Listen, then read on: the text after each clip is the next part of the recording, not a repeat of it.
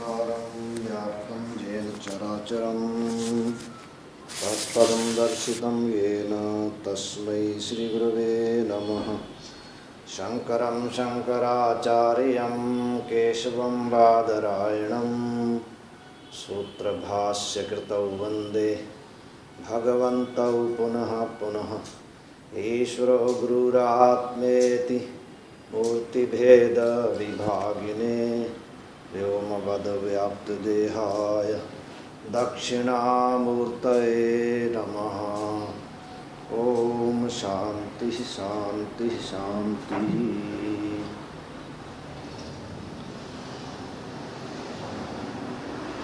कल हमने विचार किया था कि स्थूल शरीर जो पंचीकृत पंच महाभूतों के द्वारा रचित है उसका चिंतन कैसे करना। स्थूल शरीर मैं नहीं और स्थूल शरीर मेरा नहीं, ये हमने विचार किया विस्तार से। उसके बाद सूक्ष्म शरीर जो 17 तत्व का है उसका भी हमने विचार किया कि वो स्थूल शरीर मेरा नहीं और मैं नहीं, ये विचार कर चल ही रहा था। तो ये कहते हैं कि स्थूल शरीर मेरा नहीं मैं नहीं, ये कैसे जानना। इन 17 तत्वों का मैं जानने वाला प्रकाशक आत्मा हूँ ऐसा जानना। ये मेरे नहीं, मैं इनका साक्षी हूँ, इनको जानने वाला हूँ, दृष्टा हूँ। तो आत्मा मैं इसका प्रकाशक हूँ, दृष्टा हूँ। इसमें कहते हैं दृष्टांत क्या है। इन 17 तत्वों को मैं प्रकाशित करता हूँ, जानता हूँ, इसमें दृष्टांत क्या है। दृष्टांत बताते हैं कि जैसे नृत्यशाला होती है ना, नृत्यशाला जिसमें नाटक होते हैं, उसमें रात्रि को जब नृत्यशाला में कोई नाटक होता अभिनय करते हैं तो उसमें लाइट का प्रबंध करते हैं। आजकल लाइट है, पहले दीपक होते थे। तो जब नृत्यशाला में रात्रि को कोई अभिनय नाटक बनाते हैं तो उसमें दीपक रहता है एक, और ये नृत्य जो होते थे राजाओं की सभा में होते थे। उसमें एक राजा बैठा होता है, एक दीपक होता है, एक उस सभा का प्रधान होता है और राजा के अनुचर जो उसके सेवक होते हैं वो बैठे होते हैं, और एक जो अभिनय करने वाली नायिका होती है, और उसके बाद साज बाज बजाने वाले भजंत्री होते हैं, और उसके बाद जो लोग देखने वाले होते हैं नाटक वो बैठे। इतने लोग उस सभा में बैठे होते हैं। तो कहते हैं कि वो दीपक जो है ना, दीपक जब नृत्य हो रहा होता है, राजा भी बैठा होता है, प्रधान भी, सभी लोग बैठे होते हैं, तब भी दीपक प्रकाशित करता है। तो जब वो नाटक समाप्त हो जाता है, सब चले जाते हैं, तो दीपक फिर भी प्रकाशित करता है। उन सब लोगों के होते हुए प्रकाशित करता है, उन्हें जाने के बाद उनके अभाव को ही प्रकाशित करता है। उसी प्रकार यहाँ पर सिद्धांत में कहते हम समझें क्या कि स्थूल देह रूप नृत्यशाला है। जो हमारा स्थूल देह है ये भी एक नृत्यशाला है, और उसमें दीपक क्या है, हम हैं, दृष्टा साक्षी रूप उसमें दीपक है, और चिदाभास रूप उसमें राजा है। चिदाभास जिसको जीव बोलते हैं वो राजा है, और मन रूप प्रधानमंत्री है, उस राजा का मन रूप प्रधानमंत्री है, और 5 प्राण रूप उसके सेवक हैं, और बुद्धि रूपी नायिका है जो नृत्य करने वाली नायिका, और 10 इंद्रियां रूपी उसके साज बजाने वाले बाजंत्री हैं, और शब्दादि जो 5 विषय हैं ये सब सभासद हैं देखने वाले। तो ये सब जागृत या स्वप्न समय में रहते हैं। ज्ञान इंद्रिय, प्राण, कर्म इंद्रिय, मान, बुद्धि जागृत अवस्था में सब रहते हैं। इस स्थूल देह रूपी नृत्यशाला में जागृत अवस्था में ये सब रहते हैं, और इनको प्रकाशित करने वाला साक्षी रूप दीपक भी है। जब वे रहते हैं जागृत में और स्वप्न में तब भी उनको प्रकाशित करता है। तो जब जैसे सुषुप्ति में सभी चले जाते हैं, लय हो जाते हैं, तो उस समय में जो साक्षी है, साक्षी रूप दीपक, उस समय में इनको प्रकाशित करता है। तो इसलिए कहते हैं कि आत्मा के प्रकाशने में ये दृष्टांत है कि आत्मा जो साक्षी है, ये लोग जब जागृत स्वप्न में होते हैं तब भी प्रकाशित करता है, जब ये लोग लय हो जाते हैं सुषुप्ति में तब भी मैं इनको प्रकाशित करता हूँ। इसलिए मैं इनसे पृथक इनका दृष्टा हूँ, क्योंकि इनके रहते हुए मैं प्रकाशित करता हूँ, इनके अभाव को भी मैं प्रकाशित करता हूँ। इसलिए ये मेरे नहीं और ये मैं नहीं। इस दृष्टांत से इनको समझना। ये जो दृष्टांत है ना, ये पंचदशीकार ने दिया है वहाँ, और यहाँ तो मतलब महात्माओं ने अपने अनुभव से यहाँ इसको घटाया।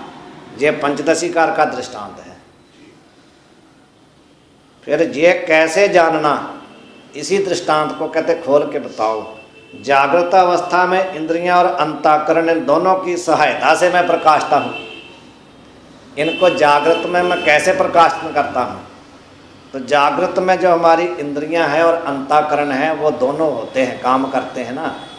तो साक्षी अपने आप इनको थोड़ी प्रकाशता है, इंद्रियों के द्वारा और अंतःकरण के द्वारा प्रकाशित करता है सभी को जागृत में। और स्वप्न में, जब स्वप्न अवस्था आती है तो उसमें इंद्रियां तो नहीं रहती, केवल अंतःकरण रहता है। तो स्वप्न में अंतःकरण के द्वारा मैं इनको प्रकाशित करता हूँ। तो जब सुषुप्ति होती है उसमें ना इंद्रियां हैं ना अंतःकरण है, तो तब भी मैं इनकी बिना सहायता से केवल आप इनको प्रकाशित करता हूँ। इस प्रकार इनको जानना। यह है ऐसे समझना जहाँ आत्मा की प्रकाशक संज्ञा, यहाँ पर प्रकाशक कहा आत्मा को, तो प्रकाशक से लेना साक्षी लेना, दृष्टा लेना, जानने वाला, कुछ भी ले लो। जानने वाले का अर्थ यही है कि प्रकाशित करता है उनको। हाँ, हम कहते हैं कि परमात्मा सारे संसार का ज्ञान जानने वाला है। जानने वाला का अर्थ है कि प्रकाशित करता है, वो प्रकाशक है वो। तेहदय चानन सब मह चानन होए, गुरु महाराज कहते हैं कि उसके प्रकाश से पूरा जो जगत है प्रकाशित हो रहा है। तस्या भाषा सर्वमिदं विभाति, श्रुति में भी ऐसा लिखा है। तस्य भाषा, उसके प्रकाश से सर्व इदम विभाति, ये सभी नाम रूप जगत जो है प्रकाशित हो रहा है। कहते हैं ये दृष्टांत तो आपने बताया, कुछ कुछ समझ में आया, इसके लिए थोड़ा और दृष्टांत कोई बताइए। तो एक दृष्टांत और देते हैं कि जैसे एक कोई घड़ा पड़ा है, घड़ा, वो घड़ा कैसा है कि उसके भीतर में 5 छिद्र हैं, 5 उसमें छेद हैं। तो ऐसा जो घट है उसके भीतर एक पात्र तेल और बत्ती के सहित दीपक जलता है। एक पात्र है उसके अंदर पड़ा, उसमें तेल भी है बत्ती भी है, दीपक जल रहा उस घड़े के अंदर। एक पात्र में तेल है बत्ती है तो दीपक जल रहा है। वह जो दीपक है वह पात्र तेल बत्ती और घट के भीतर के अवयवों को तो प्रकाशित करता ही है, लेकिन उसका प्रकाश जो है वो छिद्रों से बाहर निकलता है, 5 छिद्रों से। तो बाहर निकल करके जो छिद्रों के सन्मुख क्रम से धरे एक छिद्र के बाहर वीणा रखी हुई है, वीणा को प्रकाशित करता, और दूसरे छिद्र के पास पुष्पों का फूलों का गुच्छा पड़ा है, उसको भी प्रकाशित करता है। और तीसरे के पास मणि पड़ी है, और चौथे के पास कोई रस पात्र पड़ा है, और 5वें के पास मानो कोई इत्र की शीशी पड़ी है। वहाँ 5 वस्तुएं पड़ी है 5 छिद्रों के पास। तो अंदर के अवयवों को प्रकाशित करता हुआ और छिद्रों से बाहर निकल करके सबको प्रकाशित करता है। और वही दीपक तेज तत्व से जब व्यापक हो जाता है तो सूर्य से सारे ब्रह्मांड को प्रकाशता है। दीपक तो वही है, पहले वह परिच्छिन्न था, अंदर था ना पात्र में, और उतनी जगह प्रकाशन कर रहा था, अथवा छिद्र से बाहर निकल करके जहाँ जहाँ उसको जगह मिलती वहाँ प्रकाशित कर रहा है। यदि वही दीपक बाहर आकर के सूर्य से व्यापक हो जाता है, भाव परिच्छिन्न उसकी उपाधि हट जाती है।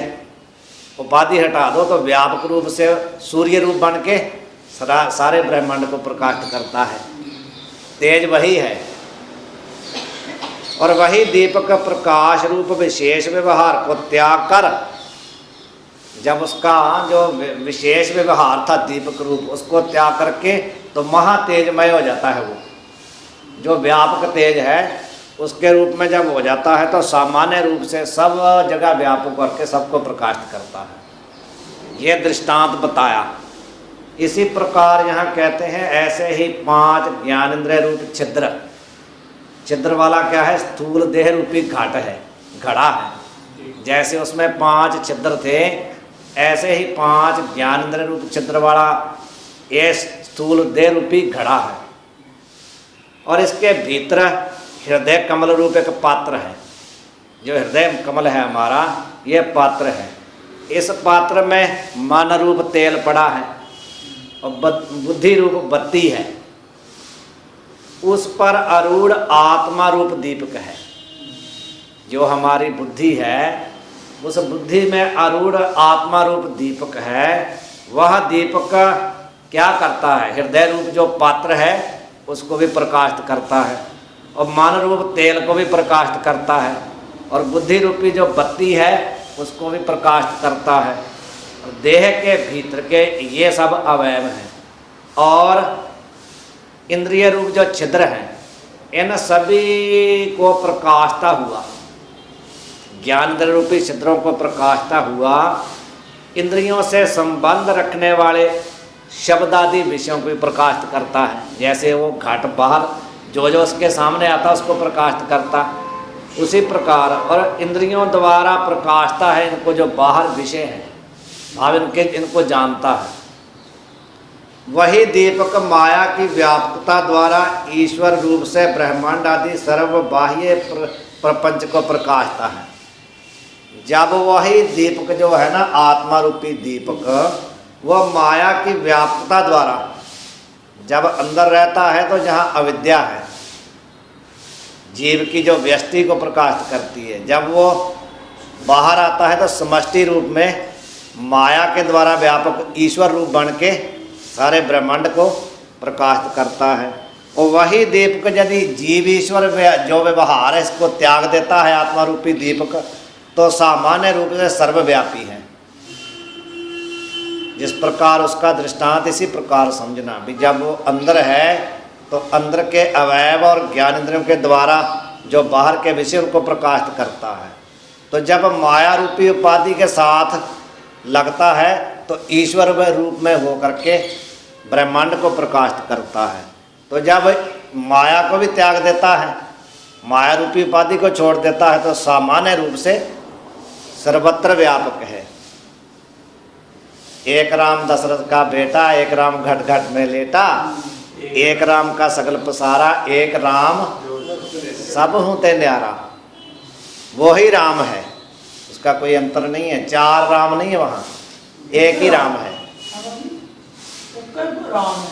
राम एक है। उसको समझने की बात है कि जब वो परिच्छिन्न रूप में मानुष लीला करता है ना, तो दशरथ रूप का बेटा होकर के, राम होकर के सबका मार्गदर्शन करता है। तो एक राम घट घट में लेटा, सभी हृदयों में साक्षी रूप में विराजमान है, वो अंतर्यामी जिसको बोलते हैं। तो एक राम का सगल पसारा, वो कैसा राम है, माया सबल हो करके, ईश्वर रूप हो करके, या सगुण ब्रह्म हो करके, तो सारा जो पसारा है उसने पसार लिया। तो जब आकर्ष करते हो कब हूँ, जहाँ कहते हैं कि कहूँ सिमट पयो शंकर इकट्ठा, कहूँ फूल राजा हुए बैठा, कहूँ सिमट पयो शंकर इकट्ठा। सिमट करके सबको, तो शंकर मतलब अपने अंदर लेकर के इकट्ठा, अकेला रह जाता एक राम सब होते न्यारा, न्यारा होके बैठ जाता है। ईता पसाओ एको कवाओ करके पसार देता है। तो जब आकर करते हो कब हूँ, तब मैं मिलत देह तर सब हूँ। फिर अकेला रह जाता है, खेल खेल अखेल खेलन, अंत को फिर एक ही हो जाता है। ये कहते हैं ये बात तो जो आपने बताई हमने श्रवण किया, लेकिन इससे कहने से निर्णय क्या हुआ, इसका हमारे को निर्णय बताइए कि इससे क्या निकला। तो कहते हैं कि इसका कहने का ये प्रयोजन हुआ कि ये 17 तत्व मैं नहीं और मेरे नहीं, मैं ये पंच महाभूतों के हैं, मैं इनका जानने वाला दृष्टा हूँ। जैसे घटपट को मैं जानता हूँ उसी प्रकार मैं इन 17 तत्वों को जानता हूँ। मेरा इनके साथ कोई संबंध नहीं है, मैं इनसे अलग होकर के इनको प्रकाशित करता हूँ जैसे दीपक, उसी प्रकार। फिर ये कहते हैं कि 17 तत्व मैं नहीं और मेरे नहीं, ये कैसे समझना, हमारे को और विस्तार से समझाइए। ये कहते हैं कि पहले आप ले लो 5 जो ज्ञान इंद्रिय हैं, उसमें से श्रोत्र है पहला। तो श्रोत्र जब शब्द को सुनता है तब मैं उसको जानता हूँ, जब वो शब्द को नहीं सुनता तब भी मैं उसको जानता हूँ। इसलिए श्रोत्र मैं नहीं, श्रोत्र मेरा नहीं, मैं इस श्रोत्र का दृष्टा हूँ।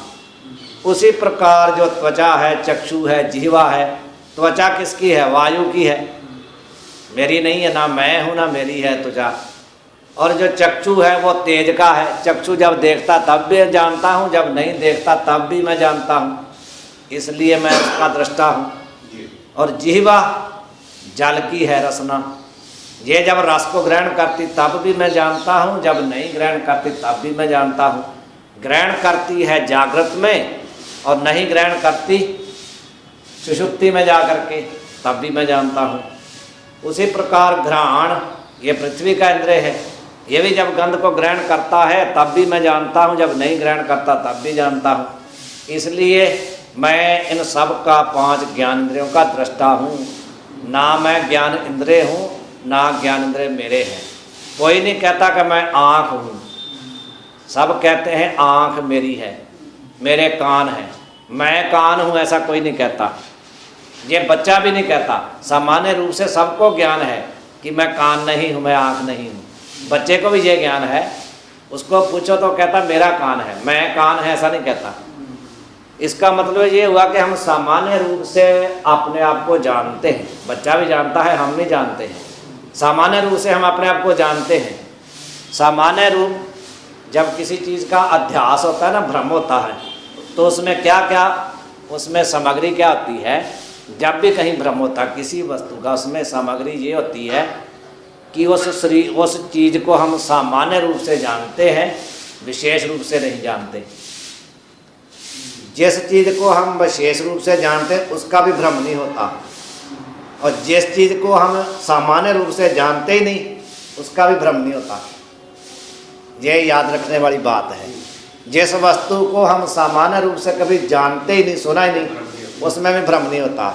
जिसको हम विशेष रूप से जानते हैं उसमें भी भ्रम नहीं होता। भ्रम वहाँ होता है जहाँ हमारे को सामान्य ज्ञान है और विशेष रूप से अज्ञान है। तो यही बात हमारे साथ हो रही है कि हम अपने आप को सामान्य रूप से तो जानते हैं, ऐसा भी कि नहीं हम अपने आप को जानते ही नहीं। जानते हैं कि मैं हूँ, ये तो हम कहते हैं मैं हूँ। जब हम कहीं अंदर बैठे होते हैं कमरे में, रात्रि को कोई कुंडा हमारा खटखटाता तो कहता है अंदर कौन है। कभी नहीं हमने कहा कि मेरे को लाइट जगा के मैं आपको बताता हूँ। और कोई वस्तु कोई मांगे तो कहते हैं मैं देखता हूँ लाइट जगा करके। जब हमारे लिए कोई पूछता है ना कि अंदर कौन है, तो कभी नहीं हमने कहा कि मेरे को लाइट जलाने दो, तुरंत कहते हैं मैं हूँ। इसका मतलब प्रकाश है ना, हम स्वयं प्रकाश रूप है, इसलिए कहते हैं ना मैं हूँ। तो सामान्य रूप से हम अपने आप को जानते हैं। जब फिर कोई दोबारा पूछता है कि आप कौन हैं, पहले तो कहते हैं मैं हूँ, फिर हम कहते हैं आप कौन हैं, तब हम क्या परिचय देते हैं।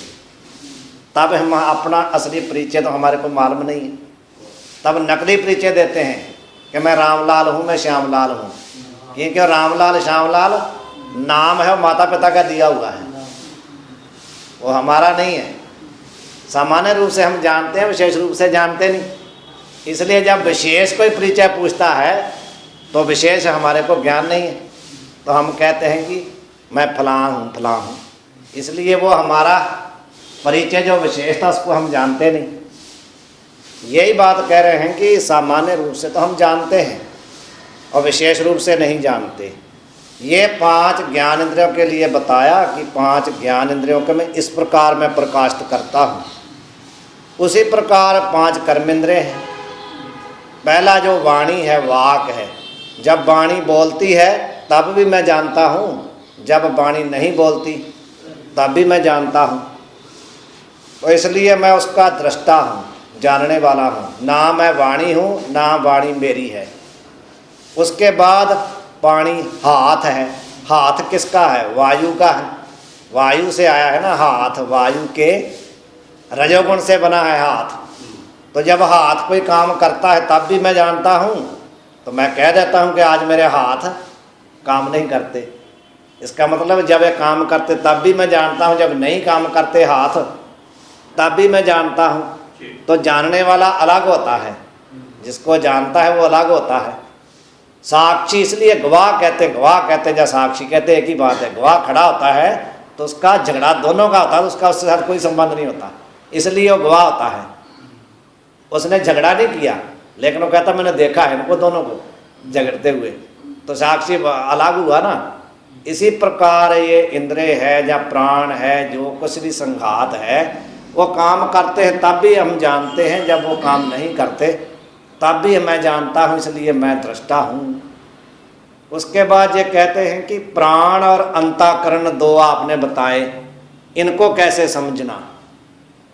तो 5 प्राण जो अपनी अपनी क्रिया जब करते हैं तब भी मैं इनको जानता हूँ। तो जब एक क्रिया करनी छोड़ देते हैं तब भी मैं जानता हूँ। क्रिया कब करते हैं? प्राण। 5 जो प्राण हैं, प्राण अपान समान उदान व्यान, ये 5 जागृत अवस्था में काम करते हैं तब भी मैं जानता हूँ। स्वप्न में काम करके करते हैं तब भी मैं जानता हूँ। उस समय तो मैं जानता हूँ ना इस अवस्था में इनके साथ। जब बाकी उस समय तो मैं इंद्रियों के द्वारा बताता हूँ, बोल करके बताता हूँ कि मेरे प्राण चलते हैं या नहीं चलते हैं या कम चलते हैं, मेरे को श्वास आता है या कम आता है। लेकिन जब सुषुप्ति हो जाती है तब तो बताने वाला साधन कोई नहीं है जिनके द्वारा मैं बताऊं। प्राण तो उस समय भी चलते हैं, बाकी इंद्रिय तो लय हो जाते हैं, लेकिन प्राण चलते हैं वहाँ भी। तो उस समय मैं प्राणों को उस समय मैं जानता हूँ। इसलिए इनके मतलब जब काम करके करते हैं तब भी बताता हूँ, जब काम नहीं करके तब भी मैं इनको जानता हूँ। तो ये कहते हैं कि इसी प्रकार मन और बुद्धि, जब मन काम करता है, संकल्प विकल्प करता है जागृत स्वप्न में, तब भी मैं जानता हूँ। किस प्रकार? जैसे हम स्वप्न में जाते, जागृत में तो जानते ही हैं मेरा मन ठीक नहीं है, मेरा मन उधर गया इधर गया, लेकिन स्वप्न में जब जाते हैं तो उस समय जो भी हम वहाँ हमारे को दृश्य दिखाई पड़ता है ना, वो मन के द्वारा होता है। और तो इंद्रिय वहाँ होते नहीं, स्थूल शरीर तो वहाँ नहीं है। कई बार हम उसमें देखते हैं कि हम गंगा पहुँच गए, हरिद्वार पहुँच गए स्वप्न में। तो स्वप्न में हरिद्वार पहुँच करके क्या कर रहे हैं? गंगा स्नान कर रहे हैं। एक शरीर गंगा में स्नान कर रहा है, दूसरा बाहर खड़ा देख रहा है ना। वहाँ एक शरीर गंगा में स्नान कर रहा है, एक बाहर खड़ा देख रहा है कि मैं स्नान कर रहा हूँ। और जब उठते हैं तो उठते जहाँ हैं वहाँ तो है नहीं। और जो शरीर एक स्नान कर रहा है उसको भी जानने वाला, और जो बाहर खड़ा दिख रहा है देख रहा उसको भी मैं जानता हूँ। तो मन को हम वहाँ भी जानते हैं और मन को जागृत में भी जानते हैं। जब स्वप्न में लय हो जाता है तब भी उसको हम प्रकाशित करते हैं। इसलिए कहते हैं मैं मन का भी दृष्टा हूँ। उसी प्रकार बुद्धि जब निश्चय करती है कि ये बात ऐसे है तब भी हम जानते हैं। जब निश्चय नहीं करती, डामाडोल रहती है, काम नहीं करती, तब भी मैं प्रकाशित करता हूँ। इसलिए कहते कि ना मैं मन हूँ ना मन मेरा है, ना मैं बुद्धि हूँ ना बुद्धि मेरी है। मैं इनका जानने वाला, इनको प्रकाशित करने वाला दृष्टा हूँ। जैसे मैं घटपट को जानता हूँ, प्रकाशित करता हूँ, उसी प्रकार मन और बुद्धि को भी प्रकाशित करता हूँ। ये इस प्रकार जब आपने कहा तो कहते इसका कहने का जो तात्पर्य है वो क्या हुआ, इससे क्या निश्चय हुआ।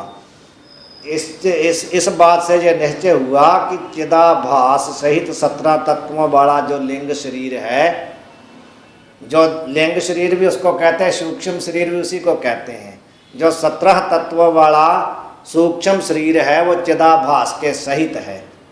चित्त का आभास प्रतिबिंब उसमें पड़ा है, उसके सहित, और जो उसके धर्म है। एक शरीर है सूक्ष्म शरीर और उसके धर्म है। सूक्ष्म शरीर में क्या क्या आता है? कर्म इंद्रिय, ज्ञान इंद्रिय और प्राण, मन, बुद्धि। तो इनके सबके अलग अलग धर्म रहेंगे ना।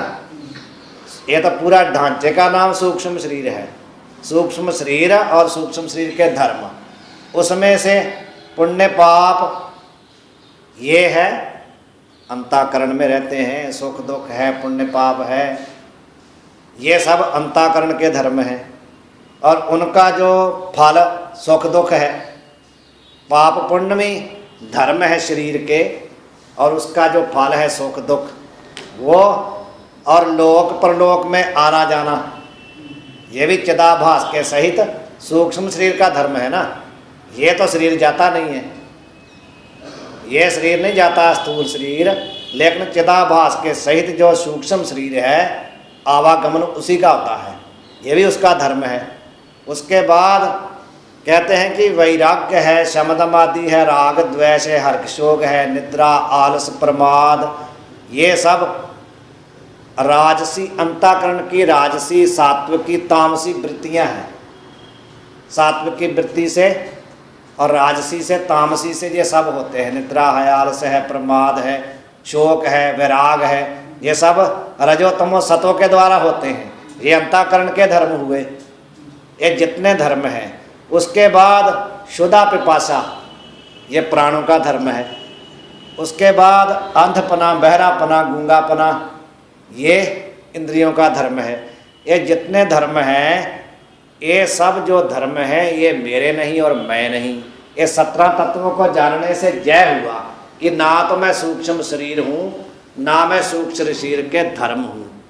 ये कोई धर्म इंद्रियों का है, कोई प्राण का है, कोई अंतःकरण का है, मेरा कोई धर्म नहीं है। ना मैं ये 17 तत्व हूँ, ना ये 17 तत्व मेरे हैं। मैं इनको जानने वाला, प्रकाशित करने वाला, दृष्टा साक्षी हूँ।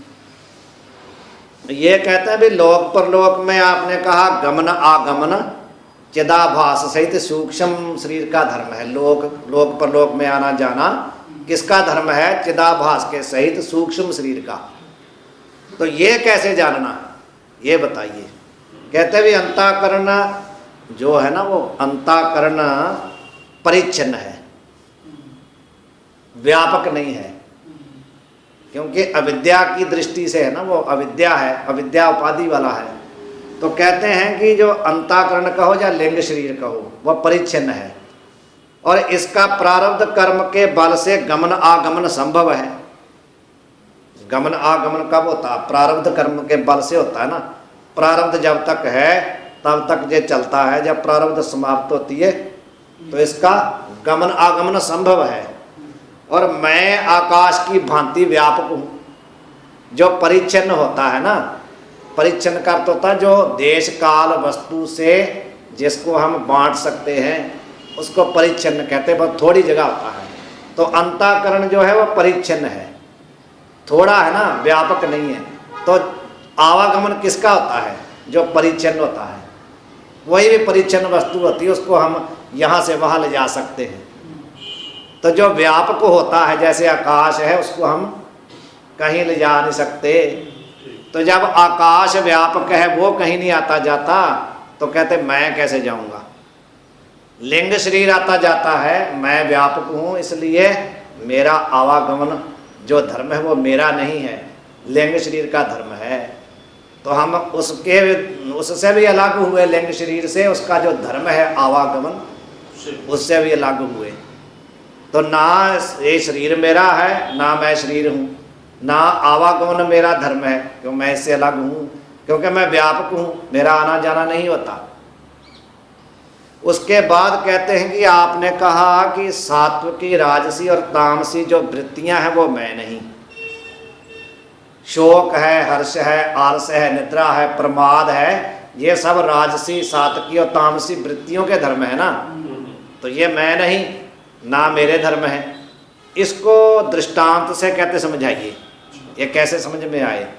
ये कहते हैं कि आप समझिए अभी एक महल है, कोई एक महल है, उस महल में बैठा है राजा, और महल में जो राजा बैठा है उसके विनोद के लिए, उसकी प्रसन्नता के लिए एक कारीगर ने एक फुहारा बनाया उसकी प्रसन्नता के लिए। तो क्या करता है कि वो जब उसने फुहारा बनाया तो उस फुहारे की एक कला जो बटन है उसको दबाता है जब, तो खोलते ही उसमें से जल की 3 धाराएं निकलती है। राजे को प्रसन्नता के लिए उसने बनाया है, तो 3 धाराएं निकलती है। उन 3 धाराओं के भीतर प्रवाह रूप से अनंत धाराएं निकलती है। 3 तो मेन धारा उसकी निकलती है, लेकिन प्रवाह रूप जब उसका चलता है तो अनंत धाराएं उसकी हो जाती है, और केवल राजा की प्रसन्नता के लिए। तो उस काल के बंद करने पर सभी धाराएं जब बंद होती है तो अकेला राजा ही बचता है। वहाँ पहले तो धारा चल रही थी ना, जब उसने कला बंद की तो अकेला राजा ही बचा। उसी प्रकार जहाँ शरीर रूप एक महल है, ये एक महल है, इस महल में अधिष्ठान कूटस्थ रूप से एक परमात्मा रूप राजा बैठा है, साक्षी रूप में, कुटस्थ रूप में इस शरीर रूपी महल में एक राजा बैठा है। उसके विनोद के लिए मायागर रूप कारीगर ने क्या किया, उसने क्या किया, अंताकरण रूप एक फुहारा बनाया। तो जागृत स्वप्न में उस अंताकरण की प्रारब्ध रूप कला जब उसने खोली, जागृत में और स्वप्न में उसकी प्रारब्ध रूप कला जब खोली तो उसमें 3 गुण रूपी धाराएं निकली, राजस, तामस और सात्विक। जब धाराएं निकली तो उन 3 धाराओं के भीतर से अगणित वृत्तियां निकली। हर्ष है, शोक है, निद्रा है, प्रमाद है, सुख है, दुख है, ये सब धाराएं उस 3 गुण रूपी मेन धाराओं से निकली। तो जब सुषुप्ति में जाने पर प्रारब्ध रूप काल को बंद कर दिया तो फिर वही जो पहले बताया अंत को फिर अकेला राजा ही बचा, साक्षी रूप राजा उस महल में बैठा है, बाकी सब बंद हो गई। तो इसलिए कहते हैं कि वही मैं हूँ, वो जो राजा है वही मैं हूँ। इसलिए सात्विकी, राजसी और तामसी वृत्तियाँ मैं नहीं और ये मेरे धर्म नहीं, ये अंतःकरण की हैं। मैं इनका जानने वाला दृष्टा हूँ, साक्षी हूँ, इनको जानता हूँ। इस प्रकार हम इन वृत्तियों के धर्मों से छूटेंगे।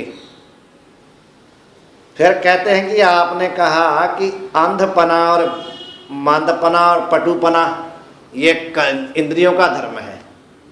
कान बहरा हुआ, आँख अंधी हुई, तो ये आँख का, कान का सबका धर्म है ना। तो आपने कहा कि ना तो मैं इंद्रियां हूँ ना इंद्रियों के धर्म हूँ, इसको भी आप बताइए कैसे। ये कहते हैं भी नेत्रादि सभी इंद्रियां स्व स्व विषयों को ग्रहण करती हैं, अपने अपने विषयों को। यह इंद्रियां का अंध जब ये ग्रहण नहीं करती, जब हमारी आँख रूप को देखती है तो यदि हमारी आँख रूप को देखने के लिए ना ग्रहण ना करे, हट जाए, कोई उसमें दोष आ जाए, तो यही उसका अंधपना है। कान जब सुनने से हट जाए तो यही कान का बहरापना है। तो बहरपना और अंधपना इंद्रियों का धर्म है, अंधापना आँखों का धर्म और बहरपना कानों का। और गूंगा जब मानते हैं तो ये रसना का, जिह्वा का, वाक का, वाणी का, तो ये सब इनके धर्म है ना। इसलिए ना मैं इंद्रिय हूँ ना मैं इंद्रियों के धर्म हूँ, मैं इनको जानने वाला हूँ। मेरे को पता चल जाता है कि मेरे कान बहरे हो गए, मैं कहता हूँ कि मेरे कान बहरे हो गए, तो ना कान मेरे हैं ना कानों का मैं धर्म हूँ। मैं इनको जानने वाला दृष्टा इनसे अलग हूँ। जैसे घाट दृष्टा हूँ मैं, पट दृष्टा हूँ, उसी प्रकार।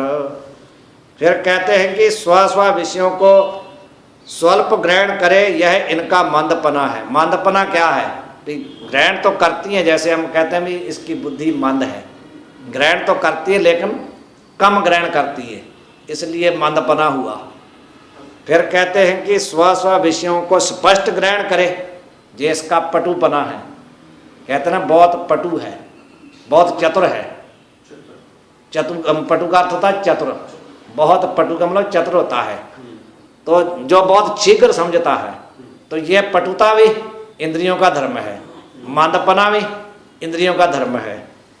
इसलिए मैं ये नहीं और ये मेरे नहीं, मैं इनका जानने वाला दृष्टा, घट दृष्टा की न्याय इनसे अलग हूँ। ये जहाँ तक इन्होंने स्थूल शरीर और सूक्ष्म शरीर का विवेचन विस्तार से किया। अब तीसरा शरीर है कारण शरीर। तो ये कहते हैं कि इसका विवेचन भी कीजिए। कारण शरीर क्या चीज है? पुरुष सुषुप्ति से उठकर कहता है कि सुखम हम आश्वासम न किंचित अवेदिशम। ये बोलता है कि आज मैं इतने सुख से सोया कि कुछ पता ही नहीं चला। अतः सुषुप्ति में अज्ञान है। इसका अर्थ क्या हुआ? भी सुषुप्ति में अज्ञान है। अज्ञान को प्रकाशित कर रहा है ना। इसमें से दो भाग हैं, सुखम हम अस्वापसम, मैं सुख से सोया और कुछ भी नहीं जाना। तो दो भाग हुए ना, मैं कुछ भी नहीं जाना, ये अज्ञान है, और सुख से सोया, दो भाग हो गए। तो अज्ञान को भी प्रकाशित किसने किया? जो मैं कुछ नहीं जाना, ये अज्ञान था, इसको भी मैंने प्रकाशित किया। सुख से सोया ये भी मेरे को मालूम है, और जो मैं कुछ नहीं जाना, इसका अर्थ है कि अज्ञान था वहाँ, अज्ञान के साथ मैं था, तो अज्ञान को मैंने प्रकाशित किया। उसके बाद कहते हैं जागृत में भी मैं ब्रह्म को जानता नहीं, मेरी मुझको खबर नहीं।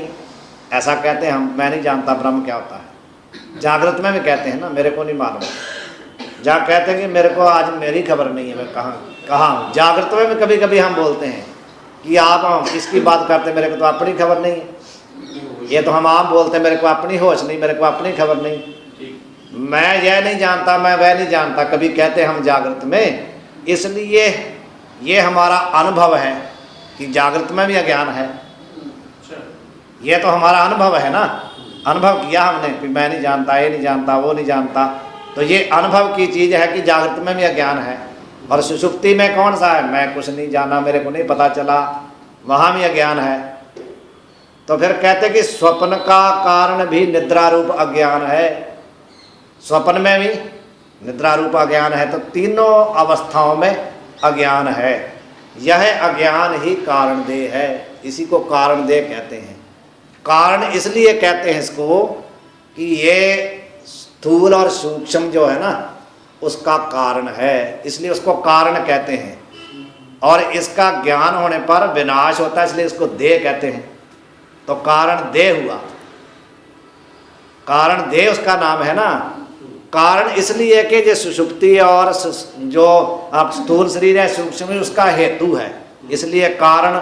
और इसकी ज्ञान के बाद निवृत्ति होती है, इसलिए देह होती है जो निवृत्त हो जाए, तो इसलिए कारण देह उसका नाम पड़ा। कहते हैं कि मैं जानता हूँ और मैं नहीं जानता हूँ, अंतःकरण की वृत्तियों को ज्ञात अज्ञात वस्तु रूप विषय सहित मैं जानता हूँ। जब अंतःकरण कहता मैं जानता हूँ, तब भी मैं प्रकाशित करता हूँ। जब अंतःकरण की वृत्ति कहती मैं नहीं जानता हूँ, तब भी मैं इनको प्रकाशित करता हूँ। इसलिए यह कारण देह मैं नहीं और ये मेरा नहीं, मैं इसको जानने वाला, प्रकाशित करने वाला दृष्टा, जैसे घटपट का दृष्टा हूँ, उसी प्रकार मैं इससे अलग हूँ, इसको नहीं जानता हूँ। इस प्रकार जब हम चिंतन करेंगे तो यह सिद्ध हो जाएगा कि तीन जो देह हैं वह दृश्य हैं, अनात्मा है, जड़ है, और मैं साक्षी हूँ, प्रकाश स्वरूप हूँ, सच्चिदानंद स्वरूप हूँ। मैं इन तीनों शरीरों को जानने वाला हूँ। ना जय शरीर मैं हूँ, ना जय शरीर मेरे हैं। ये हमारे को अनुभव में भी आता है, लेकिन हमारा अभ्यास पड़ा हुआ ना बार बार, इसलिए ज्ञान हमारे को साक्षी रूप में हम अपने को समझ नहीं पा रहे, स्थित नहीं कर रहे। उसके बाद अब पहले बता दिया कि तीन शरीर जो हैं मैं इससे अलग हूँ, इनका दृष्टा हूँ। अब आगे आ गए 5 कोश। पहले स्थूल शरीर तो अन्नमय है ना, बता ही रहे हैं 5 कोशातीत मैं हूँ, मैं 5 कोशों से अतीत हूँ। कोश तो आप समझते ही हैं, कोश किसको कहते हैं?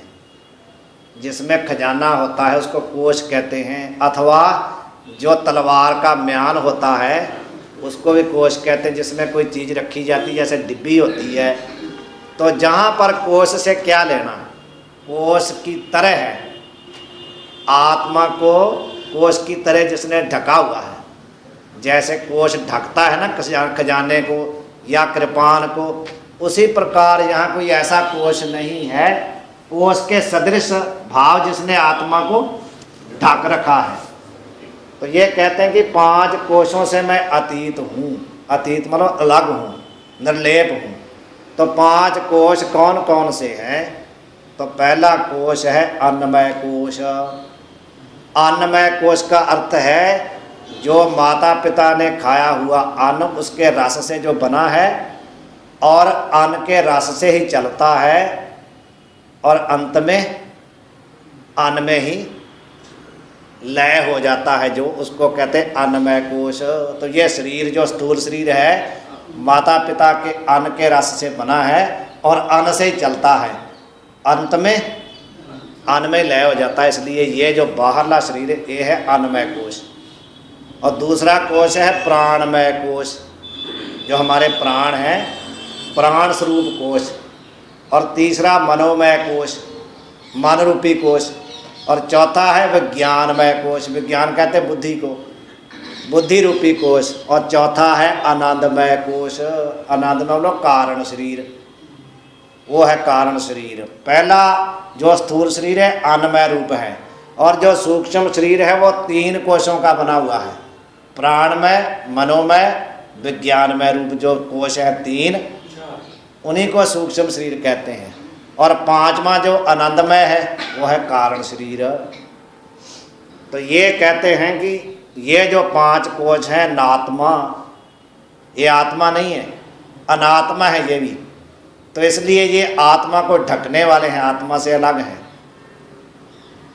गुरु महाराज जी, गुरु अर्जन देव महाराज जी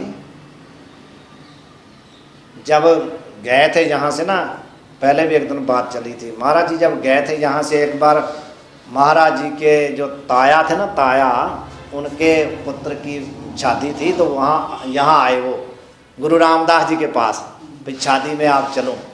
तो महाराज जी कहते हैं कि हमारे पास तो समय नहीं है, जहाँ मतलब संगत का आना जाना सब रहता है, तो इनको ले जाओ।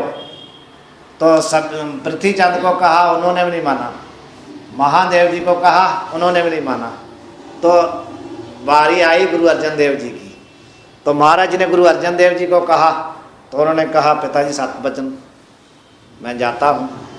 तो महाराज जी चले गए वहाँ, लेकिन महाराज जी ने जाते समय उनको कहा कि जब तक हम आपको बुलाएंगे तब तक आना नहीं है। जब भी शर्त लगाई साथ में, तो कहा ठीक है पिताजी, जब जैसी आज्ञा आपकी। तो जब महाराज जी वहाँ चले गए, विवाह हो गया, उसके बाद भी वहाँ महाराज जी प्रचार प्रसार करते रहे, लेकिन महाराज जी ने यहाँ से कोई संदेशा नहीं भेजा। तो महाराज जी का इतना प्रेम था पिता गुरु जी से कि वो उनके बिना रह नहीं सकते थे। उनको मतलब पिताजी के संदेशा ना आने से बहुत व्याकुलता हुई, दर्शन नहीं हो रहे, तो महाराज जी दुखी हो गए, बहुत दुखी हुए। तो बार बार मतलब ना ऊपर मतलब कमरे के ऊपर चढ़ करके अमृतसर की तरफ देखते रहते थे कि कब वहाँ से संदेशा आए, कब मैं जाऊँ। आंखों से पानी बहता रहता था महाराज जी के। तो लिखते भी हैं कि मंदिर चर के पंथ नहारो, नैन नीर पर आयो, लिखा महाराज जी ने वहाँ शब्दोच्चारण किया कि मंदिर चढ़ के पंथ निहारूं, मैं मंदिर के उत्ते चढ़ के तो मैं देखता रास्ता, नैन नीर पर आयो हुण नहीं संदेशरो मायो। कहते हे पिताजी अभी तक आपका कोई संदेशा नहीं आया, मैं बहुत व्याकुल हूँ। वहाँ पर एक पंक्ति लिखते हैं महाराज जी, इसके साथ संबंध है इसलिए बोल रहा हूँ। लिखते हैं कि एक कोसरो सिद्ध करत लाल तब छत्रपात रो आयो। महाराज जी कहते हैं हे पिता गुरु जी, आपकी कृपा से जब आप मेरे ऊपर कृपा करी है तो एक कोश सिद्ध करता, एक जो अन्नमय रूप कोश है ना सिद्ध करता, मैंने इस देह ध्यास को छोड़ा है आपकी कृपा से, आपकी कृपा से एक कोश रो सिद्ध करता, एक जो कोश था उसको मैंने सिद्ध किया, आपने मेरे ऊपर कृपा कही। परंतु जब आपका दर्शन नहीं अभी हो रहा तो चतुर्पात रो आयो, अभी 4 पर्दे आगे और हैं। अभी तो मैंने एक ही कोष तोड़ा था, अब आपसे दूरी हो गई मेरी, मैं बहुत दूर बैठा हूँ, तो एक कोष रो सिद्ध करत लाल, तब चतुर्पात रो आयो, 4 पर्दे अभी आगे और हैं। अन्नमय कोष तो हमने तोड़ा, 4 पर्दे और हैं आगे। और है कैसे? भामबीरी के पात पर्दो, महाराज जी ने दृष्टांत दिया। एक पंभीरी जो छोटा सा एक जानवर होता है ना, उड़ उड़ के बैठता है, उसके पंख जो होते हैं ना, पंख उसके बहुत बारीक होते हैं, आर पार दिखता है उसमें से। तो कहते हैं कि भामबीरी के पात पर्दो, हे पिता गुरुजी, पंभीरी के पर्दे जैसा, मतलब पंख जैसा पर्दा है जो कोश है, भामबीरी के पात पर्दो, बिन पेखे दूर आयो, बिना देखने से बहुत दूर लगता है। मेरा तो आपका फासला तो इतना ही है, भले मैं लाहौर में बैठा हूँ, पर मेरे आपके बीच में पर्दा तो इतना ही है। पर बिन पेखे दूर आयो, बिना देखने से, बिना आपके दर्शन करने से मेरे को बहुत दूर लगता है। तो मतलब कहने का ये है कि जहाँ कोश का मतलब है जिसने हमारे आत्मा को ढक रखा है, इतना ही तो पर्दा है, बहुत बारीक पर्दा है। लेकिन बिन पेखे दूर आयो, जैसे महाराज जी कहते हैं, सो प्रभ दूर नहीं प्रभ तू है, ये महाराज ने लिखा, सो प्रभ दूर नहीं प्रभ तू है। वो कहते हैं वो प्रभु कहीं दूर नहीं है, प्रभु तू है, तू ही प्रभु है। पर नेरे ना ही दूर, एक ये भी पंक्ति लिखी, नेरे ना ही दूर, जो अज्ञानी लोग हैं उनको नेरे ना ही, बहुत दूर है। ये पंक्ति जो है दो, इसका जब आप उच्चारण करके किसी से सीखेंगे ना ये पंक्ति, तो जो ज्ञानी है उनके लिए उसका जो विश्राम है ना, रुकना, उसका विश्राम लगाएंगे, नेरे ना ही दूर। जो ज्ञानी लोग हैं उनको साक्षात है, नेरे है, दूर नहीं है। तो जब उसका विश्राम बदलेंगे, नेरे ना ही दूर, जो अज्ञानी लोग हैं उनको पास में नहीं लगता, दूर है। तो मतलब ये है कि इसी के कोश के कारण ही हमारे को आत्मा लगता पता नहीं कहाँ है, परमात्मा कहाँ है, मैं कहाँ हूँ, है तो हमारे पास में ही। तो पहला हुआ अन्नमय कोश, दूसरा हुआ प्राणमय कोश, तीसरा मनोमय, चौथा विज्ञानमय और 5वां आनंदमय। ये कहते हैं कि स्थूल देह जो है ना, ये हमारी अन्नमय कोश, ये अन्नमय कोश रूप है। और लिंग देह प्राण मन और विज्ञान 3 कोश रूप है। और ये कहें महात्मा, महात्मा लोग ऐसा कहते हैं। फिर कहते हैं कि कारण आनंदमय कोश, जो हमारा कारण शरीर है वह आनंदमय कोश है। ये कार्य, ये सभी जो 3 शरीर हैं, जहाँ सभी जो 5 कोश हैं, ये कार्य है और जड़ है। ये माया का कार्य है ना, पंचभूतों का कार्य है, ये जड़ है। और विकारी है, जो कार्य होता है वह व्यभिचारी होता है, जड़ होता है, दृश्य होता है। और विनाशी है, कार्य जो होता है वो विनाशी होता है। और व्यभिचारी होता है, व्यभिचारी का अर्थ होता है जो अपने अधिष्ठान को छोड़ के दूसरी जगह भी रहता है, वे उसको व्यभिचारी कहते हैं। तो अनात्मा, और ये सब अनात्मा है, आत्मा से भिन्न है। ये तो सब 5 कोशों के लिए बताया। अब अंत में इसका तात्पर्य बताते हैं कि आज चेत अविकारी नित्य व्यभिचारहीन पीताम्बर अनुभव करता मैं आत्मा। ये तो सब अनात्मा है और मैं आत्मा कैसा हूँ? आज अजन्मा हूँ और चेत प्रकाश स्वरूप हूँ। ये जड़ है और मैं चित हूँ। ये जन्म वाले हैं, मैं आज हूँ। और ये विकारी हैं, मैं अविकारी हूँ। और ये अनित्य हैं, मैं नित्य हूँ। ये व्यभिचारी हैं, मैं अव्यभिचारी हूँ, व्यभिचार से हीन हूँ, ऐसा अनुभव करता भाव इनको प्रकाशित करता मैं आत्मा स्वरूप हूँ, इनको प्रकाशित करने वाला हूँ। चलाएं कि छोड़ दें? अच्छा अच्छा, ये तो मूल में बताया कि ये 3 कोश जो हम इनसे अतीत हूँ, 3 कोश भी बता दिए, और मैं इनको जानने वाला अविकारी आज नित्य और प्रकाशित करता दृष्टा हूँ। अब उसी को ही बताते हैं विस्तार से कि 5 कोश किसको कहते हैं। जो 5 कोशों से अतीत है उसको पंचाकोशा अतीत कहते हैं। अतीत मतलब परे है, न्यारा है। ये कहते हैं कि कोश किसको कहते हैं। कोश नाम तलवार के म्यान का या धन के भंडार का, कोशकार नामक कीड़े का ग्रह भी उसको भी कहते हैं। एक कोश जो कीड़ा होता ना, कोशाकार नामक जो कीड़ा होता है उसको ही कोश कहते हैं। उसके घर को उसकी भांति अन्नमय आदि 5 कोश आत्मा को ढकते हैं, कोश की तरह ढकते हैं, इसलिए इनको कोश कहते हैं। ये कहते हैं कि 5 कोशों के नाम बताइए। अन्नमय कोश, प्राणमय कोश, मनोमय कोश, विज्ञानमय कोश, आनंदमय कोश। फिर कहते हैं अन्नमय कोश किसको कहते हैं। तो जो स्थूल शरीर माता पिता द्वारा खाए पिए हुए अन्न जल आदि से बने राजवीर्य के संयोग से माता के गर्भ से उत्पन्न हुआ है, जन्म के पश्चात क्षीर मातृ दुग्ध अन्न आदि पान कर वृद्धि को प्राप्त होता है। पहले माता पिता के खाए रस से ही उत्पन्न हुआ है, और फिर माता का दुग्ध आदि पीता था, जो भी अन्न मात्र है उसी से चलता बढ़ता है, फिर मरण के अनंतर अन्न में पृथ्वी में लीन हो जाता है। इसलिए ये स्थूल शरीर ही अन्नमय कोश है। फिर कहते भी अन्नमय कोश कैसा है। अन्नमय कोश सुख दुख के अनुभव रूप भोग का स्थान है। सुख दुख का जो भोग है, अनुभव है, वो किस में करेंगे। स्थूल शरीर में, अन्नमय कोश में करेंगे। मैंने पहले भी बताया था कि भोग किसको कहते हैं।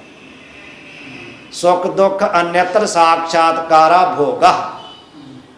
सुख अथवा दुख का साक्षात करना ही भोग है। सुख का अनुभव करना या सुख का अनुभव करना ही भोग है। यही सुख का भोग है, यही दुख का भोग है। तो जिसमें बैठ करके हम करते हैं भोग, अनुभव करते हैं, वो ये अन्नमय कोश है। फिर अन्नमय कोश से मैं न्यारा हूँ, यह कैसे जानना कि इससे मैं अतीत हूँ। गर्भाधान से पहले और मरण के पीछे अन्नमय कोश का अभाव है, नहीं है ना। गर्भाधान से पहले भी नहीं था और मरण के बाद भी अन्नमय कोश नहीं है। इसलिए यह उत्पत्ति नाशवान होने से, उत्पत्ति वाला और नाशवान होने से घट की भांति कार्य है। मैं सदा भाव रूप से उत्पत्ति नाश रहत हूँ, इसलिए मैं इससे विलक्षण हूँ, मैं इससे अतीत हूँ। ये उत्पन्न होता है और नाश हो जाता है।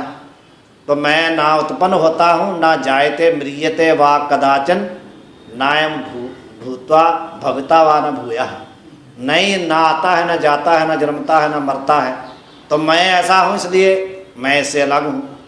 अतः यह अन्नमय कोश मैं नहीं और यह मेरा नहीं, यह स्थूल देह रूप है। मैं इसका जानने वाला आत्मा, इससे न्यारा हूँ। इस प्रकार अन्नमय कोश को जान करके उससे अपने आप का न्यारापना, अलगपना चिंतन करना। दूसरा है प्राणमय कोश। तो प्राणमय कोश क्या है। 5 कर्म इंद्रिय सहित 5 प्राण, ये है प्राणमय कोश। 5 कर्म इंद्रिय और 5 प्राण, इनको बोलते हैं प्राणमय कोश। मय का अर्थ समझते हैं। प्राणमय बोल शब्द तो बहुत सा बार आपने सुना होगा, लेकिन प्राणमय का अर्थ क्या होता है। प्राण तो ठीक है, आप समझते हैं, मय है ना साथ में लगा हुआ, मय प्राण वाला नहीं। मय का अर्थ होता रूप। मय, मय जो शब्द इसका अर्थ है रूप, प्राण स्वरूप। प्राणमय का अर्थ प्राण स्वरूप। ये व्याकरण का विषय है, इसलिए थोड़ा गहरा है। मय जो एक प्रत्यय होता है रूप में, स्वरूप अर्थ में, प्रकार अर्थ में होता है। प्रकार मतलब प्राण वर्गा, प्राण रूप, प्राणमय का अर्थ है वर्गा, इसलिए बोलना पड़ा पंजाबी में। प्राण स्वरूप है, प्राण जैसा प्राण स्वरूप है। जैसे एक पंक्ति आपने गुरबाणी की सुनी होगी, इसलिए थोड़ा थोड़ा बोलते हैं। वहाँ कहते हैं ना महाराज जी, गगनमय थाल रावचंद दीपक बने। गगनमय, गगनमय नहीं, बहुत लोग गगनमय बोलते हैं। गगनमय नहीं, गगनमय, गगन स्वरूपी थाल है। वहाँ भी यही अर्थ है, गगनमय मतलब गगन रूप थाल में जे जे दीपक है, जे जे बत्ती है, आगे की बात है। तो गगनमय पाठ करना, वहाँ मैं नहीं, गगनमय। जैसे प्राणमय, वहाँ गगनमय, भी गगन रूपी एक थाल है। तो ये प्राणमय का अर्थ है प्राण स्वरूप। ये कहते हैं कि 5 कर्मेंद्रिय और प्राण, ये होगा प्राणमय कोश। तो 5 कर्मेंद्रिय और 5 प्राण कौन से हैं, ये भी नहीं ना मालूम। तो कहते हैं इन सबको पूर्व सूक्ष्म देह की प्रक्रिया में हमने बता दिया आपको। तो कौन कौन है, वाक पाणी पाद उपस्थ वायु, ये हैं 5 कर्मेंद्रिय, और प्राण अपान समान उदान बयान, ये 5 प्राण हैं। ये 10 मिला करके प्राणमय कोश है। तो 5 प्राणों के स्थान और क्रियाएं कौन सी हैं, तभी तो हम जानेंगे ना ये कहाँ कहाँ रहते हैं। 5 जो प्राण हैं इनके स्थान क्या हैं, ये क्या क्या करते हैं। ये कहते हैं कि प्राण वायु, सबसे पहले है प्राण। ये भी वायु ही है, वायु का नाम ही है प्राण। वायु अलग अलग कार्य करती है ना, तो उसका नाम पड़ गया प्राण समान उदान बयान। पहले है प्राण वायु, यह हृदय स्थान में रहती है, जो हमारे हृदय में रहती है वायु, उसको प्राण कहते हैं। और जीव यदि वेद विधि अनुकूल जीवन व्यतीत करे तो प्रत्येक दिन रात में 21,600 श्वास आते हैं, यदि विधि पूर्वक करे तो, नहीं तो फिर ज़्यादा आते हैं, उसका अलग विधान है।